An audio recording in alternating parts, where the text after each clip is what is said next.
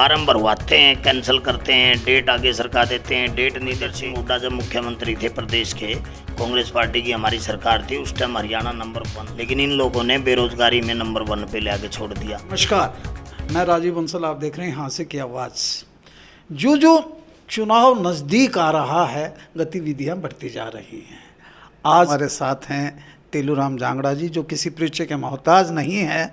उनसे बात करेंगे। कांग्रेस नेता हैं और कांग्रेस में इनको एक बहुत बड़ा पद मिला है। पहले भी ये पिछड़ा वर्ग कमीशन के मेंबर रह चुके हैं भूपेंद्र हुड्डा जी के समय में, और अब इन्हें एक बहुत बड़ा पद से नवाजा गया है कि ओबीसी की कार्यकारी प्रदेश अध्यक्ष बने हैं। सबसे पहले तो तेलूराम जांगड़ा जी, आपका हाँसी की आवाज़ पर स्वागत है और आपको पद की बधाई देता हूँ।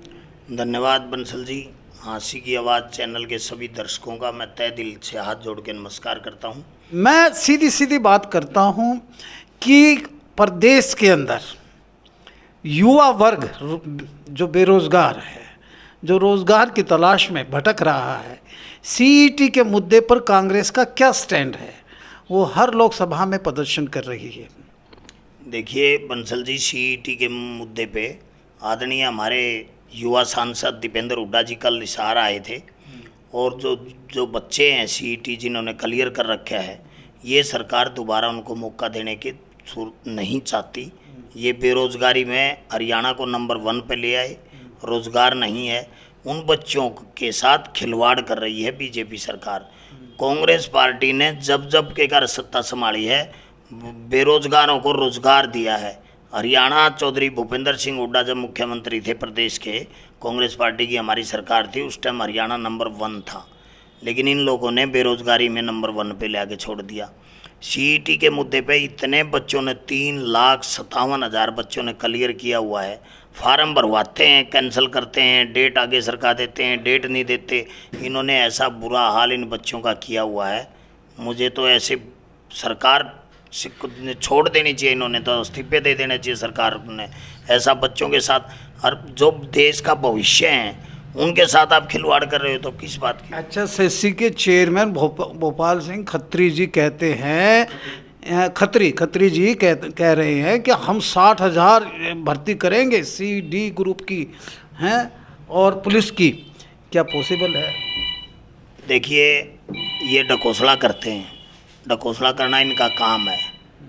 मैं इतने सर्वोच्च पद पर बैठे आदरणीय नरेंद्र मोदी जी की बात बताऊं, विदेश में जाके ये कहते हैं हमारे देश में हर रोज़ एक यूनिवर्सिटी बनती है, हर रोज़ एक सप्ताह में एक मेडिकल कॉलेज बनता है।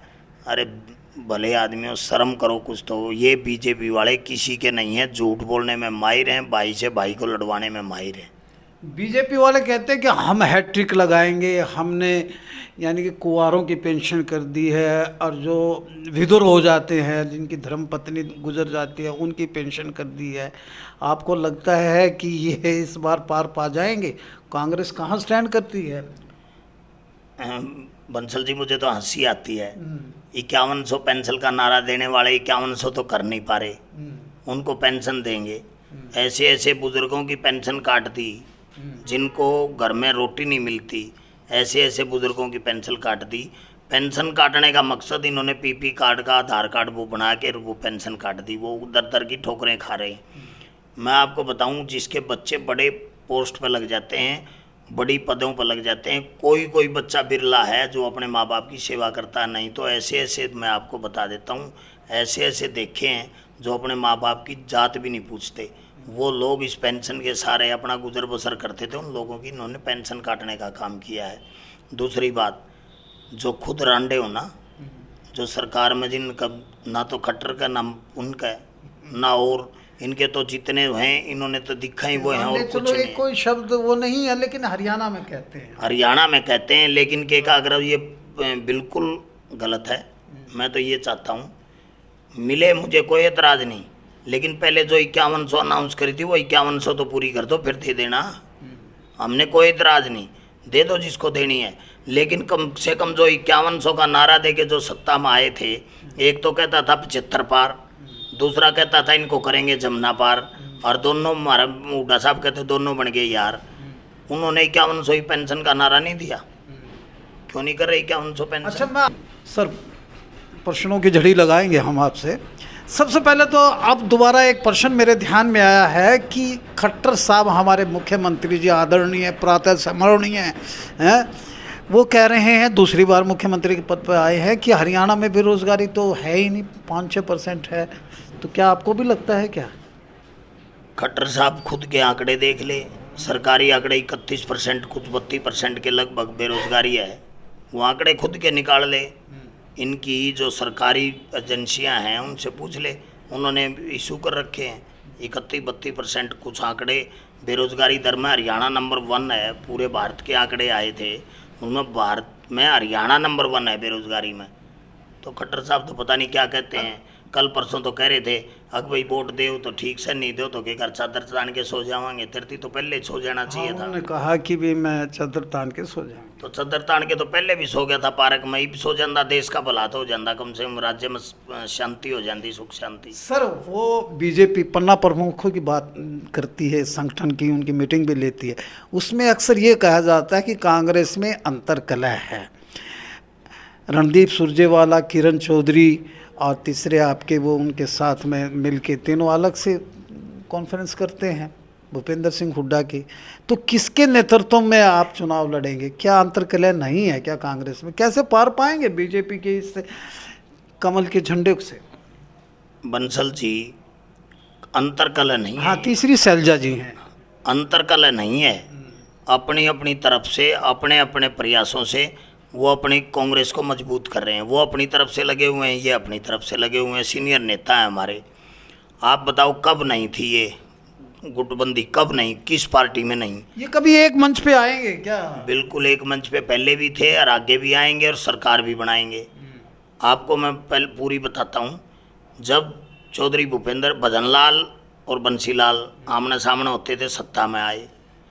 जब 91 में चौधरी भजनलाल, वीरेंद्र सिंह, भूपेंद्र सिंह हुड्डा और ये आमने सामने थे, जब सत्ता में आए हम, सरकार बनी, चीफ मिनिस्टर बने।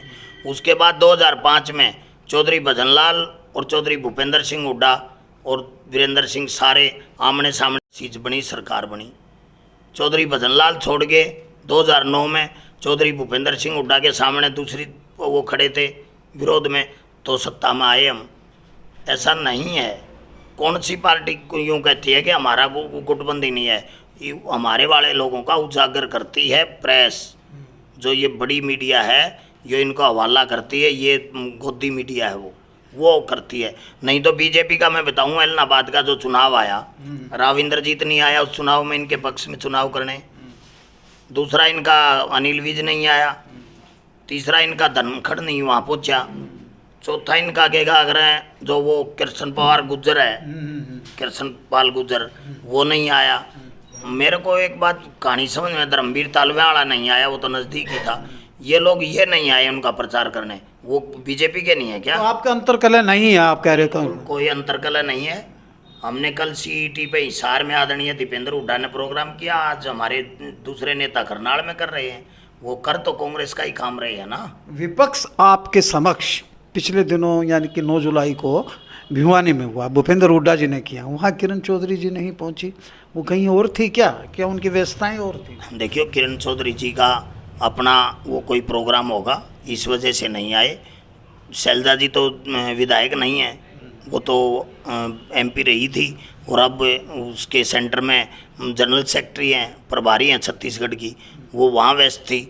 रणदीप सुरजेवाला भी विधायक नहीं है, क्यों? विधायक विपक्ष आपके समक्ष है। विधानसभा का जो विधायक, जो सीएलपी का लीडर है, उसके साथ विधायक जो है वो प्रोग्राम करते हैं। अच्छा, मैं हांसी की राजनीति पे आता हूँ।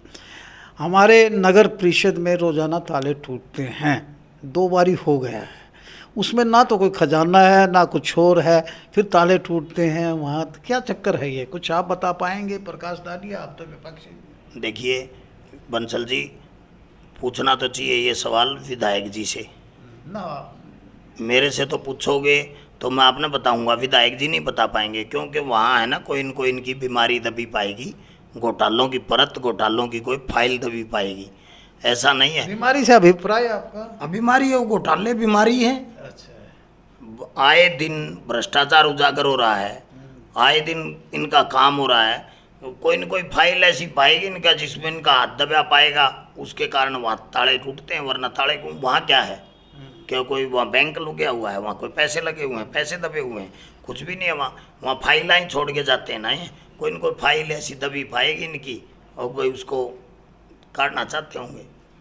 इस बार आप यानी कि बहुत बड़े पद लेके आए हैं और कांग्रेस में एक अच्छा कदावर कद भी रखते हैं।